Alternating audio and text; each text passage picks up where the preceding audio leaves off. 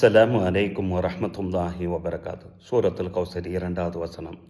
அல்லாஹ் இவ்வாறு குறிப்பிடுகிறான், ஃபஸல்லி லிரப்பிக வன்ஹர், உன்னுடைய இறைவனை தொழுது இறைவனுக்காக வேண்டிய குர்பானி கொடுப்பீரா என்று இந்த வசனத்தில் இறைவன் குறிப்பிடுகிறான். குர்பானினா என்ன? நபித்தோழர் ஸைத் இப்னு அர்கம் ரலியல்லாஹு அன்ஹு அவர்கள் அறிவிக்கிறார், மதீனாவுக்கு வந்த காலகட்டத்தில் நபி ஸல்லல்லாஹு அலைஹி வஸல்லம் குர்பானியை பற்றி பேசக்கூடிய நேரத்தில் மஹாதிகள் அல்லாஹி யா ரசூலல்லாஹ், உதுகியானா என்ன, குர்பானினா என்ன என்று நபி தோழர்கள் கேட்டாங்க. அதுக்கு நபி ஸல்லல்லாஹு அலைஹி வஸல்லம் அதற்குண்டான பதிலில் சொல்லக்கூடிய நேரத்தில் உங்களுடைய தந்தையான இப்ராஹிம் அலைஹிஸ்ஸலாம் அவர்களுடைய சுன்னத் என்று பதில் சொன்னாங்க. சரி, அதை கொடுக்கறதுனால எங்களுக்கு என்ன நன்மை என்று நபி ஸல்லல்லாஹு அலைஹி வஸல்லம் அவர்கள்ட்ட தோழர்கள் கேட்குறாங்க. ஆனால் எந்த ஒரு செயலாக இருந்தாலும் தூய்மையான எண்ணமும் வேண்டும், நன்மையை எதிர்பார்த்த நிலையில் செய்ய வேண்டும் என்பதுதான் ஹதீஸ். அந்த அடிப்படையில் தான் எங்களுக்கு இதை கொடுப்பதுனால என்ன நன்மை என்று கேட்குறாங்க. அதுக்கு நபி ஸல்லல்லாஹு அலைஹி வஸல்லம் சொல்கிறாங்க, அந்த குர்பானி பிராணியினுடைய குர்பானி பிராணியில் இருக்கக்கூடிய ஒவ்வொரு ரோமத்துக்கும் உங்களுக்கு நன்மை உண்டு என்று கேட்குறாங்க, சொல்கிறாங்க ரசூலுல்லாஹ்.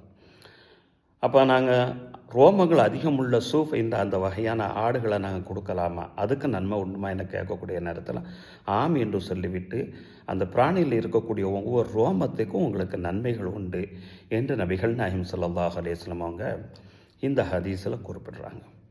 சரி, இந்த ஹஜ்ஜி பண்ண நேரத்தில் நம்ம குர்பானி தான் கொடுக்கணுமாமா, நம்ம தான தர்மங்கள் செய்யலாமே, எவ்வளோ ஏழைகள் அதுக்குனால் பலன் பெறுவாங்களேங்கிற அறிவுபூர்வமான சிந்தனை வந்தால் அன்னை ஆயிஷா ரலியல்லாஹு அன்ஹா அவங்க அறிவிக்கிறாங்க. இந்த ஹதீஸு திர்மிதியில் பதிவு செய்யப்பட்டிருக்கிறது.